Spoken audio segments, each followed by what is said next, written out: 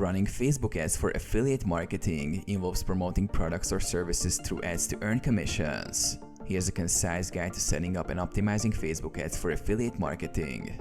Create an account. Log into Facebook Ads Manager. If you don't have an account, sign up and set one up. Define your business.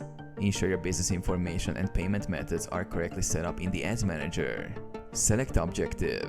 Choose an objective aligned with your affiliate marketing goals. Common choices are traffic or conversions. Set audience parameters. Use Facebook's detailed targeting options to define your audience based on demographics, interests, behaviors, and location. Tailor your audience to those most likely to be interested in your affiliate products. Design engaging ads. Create ad content that includes a compelling headline, engaging visuals, and a clear call to action. Ensure your ad directs users to your affiliate link or landing page. Add your affiliate link. Incorporate your affiliate link in the ad's call to action button or description. Use URL shorteners if needed for tracking purposes. Allocate budget. Set your daily or lifetime budget based on your advertising goals. Choose a schedule that optimally aligns with your target audience's online behavior. Publish. Review your ad settings and click Publish to launch your campaign. Track performance.